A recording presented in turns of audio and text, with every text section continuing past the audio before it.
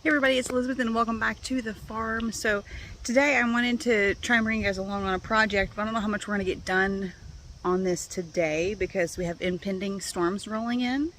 But otherwise it's a beautiful hot Sunday, and I recently got some new berry plants, so I'll be showing you guys those in a moment. But I also have my two raspberry plants here that I started from bare root this year. They're in self-watering containers. So far they've been doing great. I'm really happy with that. But I also picked up a blackberry and a blueberry. They're already fruiting. And my husband and I recently went to this like homesteading, it's called Pioneer Village in Searcy, Arkansas. And it's like what people's homes in, like, I don't know, 1900 what their like a homestead would have looked like. And so all the buildings are preserved in time, and they've got little perennial herb gardens. Anyways, it was just glorious. Gave me tons of gardening ideas. The landscaping there is actually maintained by the University of Arkansas Master Gardeners program. So anyways, it's really cool. But there was this bed for berries and strawberries, I guess just for a berry bed, that was really cool looking. I'll put a picture of it right here. It really inspired me. I loved the idea of combining the strawberry beds with where you've got other berries, because you know your strawberries are taking up space throughout the year and then only actually producing a few months out of the year. So I thought that was really cool. And they use like natural they use wood, like tree trunks, small tree trunks, to make the trellis. And so we decided we're going to do that. We're going to mimic that same idea, and I'm so excited. And it's going to go, I don't know if you can really see, this is our backyard. This is the cottage garden, back of the cottage garden. And you get right here, that's my mimosa tree. And there's another one over there. Can't see them. They're kind of blending in with the woods back here. But in this area, right in here, is where we're gonna put those. And I think we're gonna do that today. And then we're gonna build like a bed around them and everything. And we've got this pile right here. Let me show you. This is a pile of wood from like the deck project. But then I'm thinking these, border it in these and then mulch it. How cool would that be? It would look so old. Anyways, that'd be super cool. So let me finish the project I'm working on, and then I will gather up my berry plants and we'll figure. I've got to figure out how big they all get to make sure we space them properly.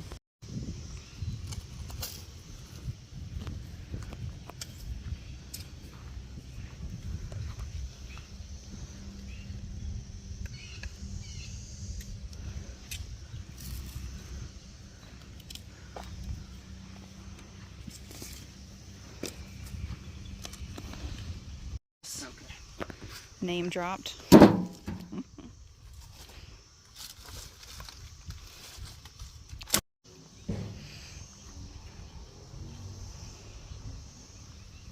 This is shaping up so nicely. The guys are helping me. They're gathering up the wood.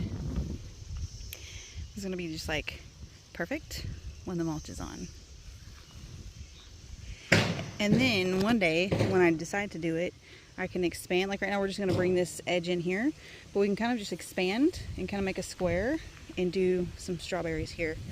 But I'm not worried about that this year, but after seeing that at the Pioneer Village, I really love that idea. So we could kind of just come in that way and just kind of incorporate these trees in the square bed. I love it. Man, I'm not gonna lie, y'all, I'm so out of shape.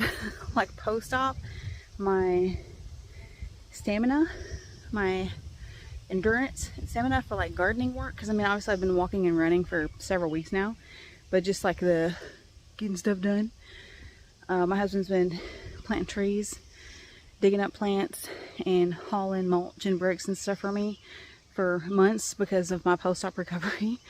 And so today I'm really just kind of getting back into it, and it's like I'm out of my breath from putting 3 things of mulch in a wheelbarrow.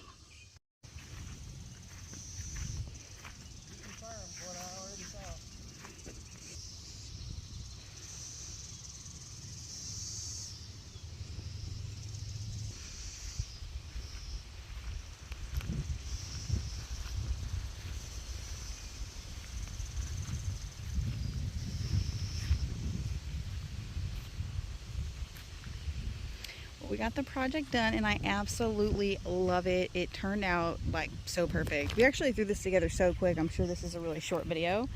And we were just all working together, so I wasn't filming much while we worked. But anyways, how fun. I love this. I love this so much. So in case I did not take the time to mention before, these are blueberries that are already fruiting. And these are 2 raspberries I started from bare root this year. I did a video on those earlier. I think it was a short on potting those up. They've done really well. This stick here is actually like dead growth, but I've left it just until it starts to get bigger. Another raspberry. And then this is a blackberry that we just bought. And again, I've never bought berry plants that are already fruiting. I've never spent the money on them is what I was going to say, but these were actually really affordable. We got them at the local nursery called Rooted. And so this guy is already ready to have support. It's vining. Anyway, so what we're going to do is we're going to use some more wood, just reclaimed stuff, whatever we can repurpose. And we're going to make like kind of post on the end here.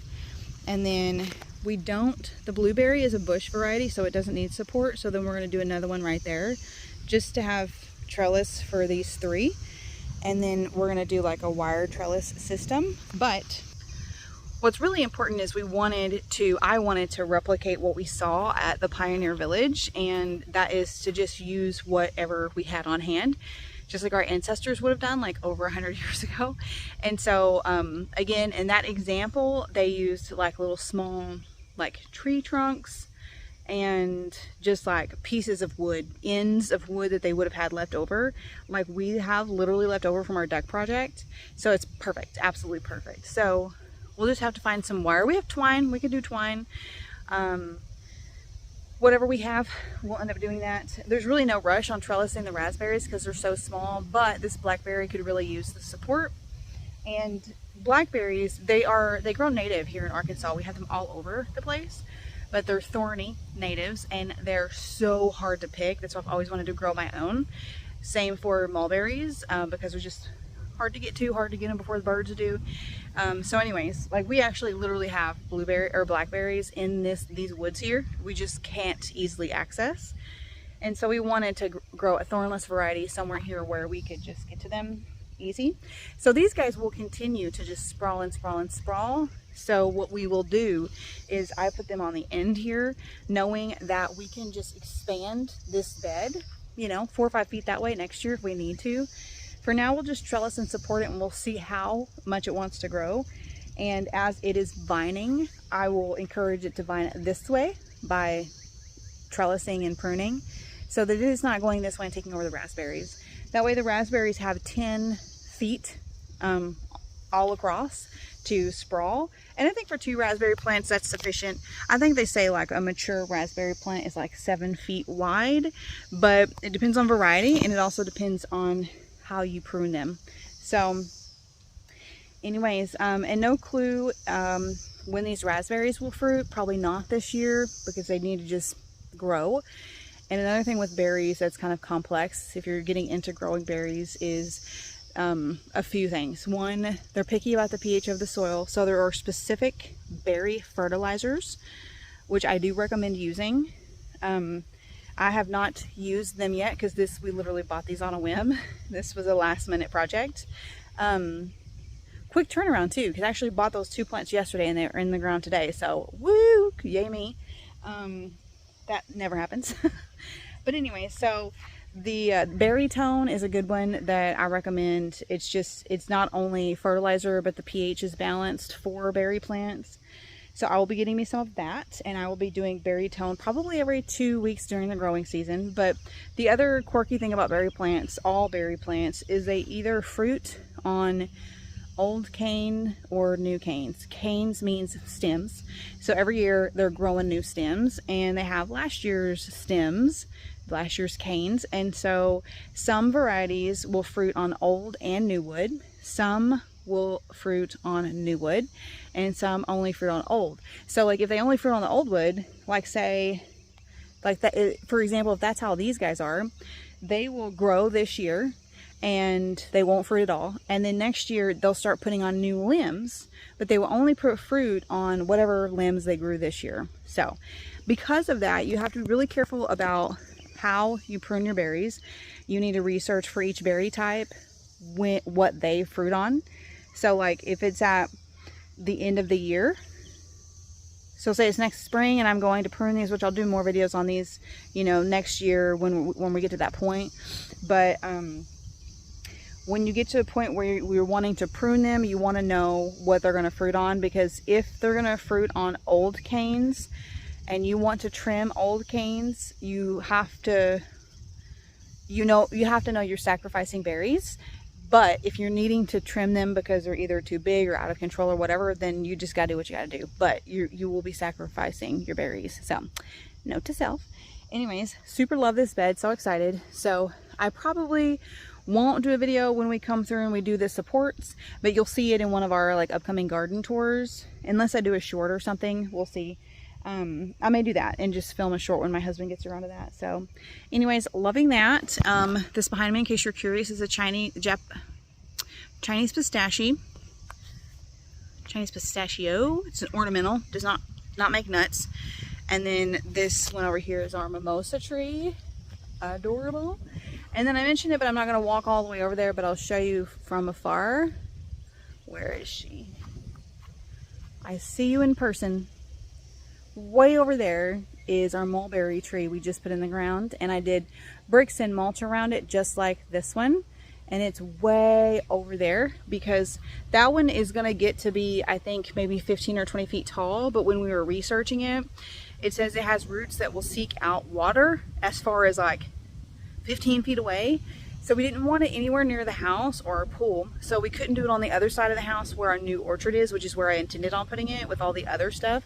So so we didn't want it to risk it getting our pool. So we put it over there in our spot, in our, like the other side, our big open side yard that you don't see very often.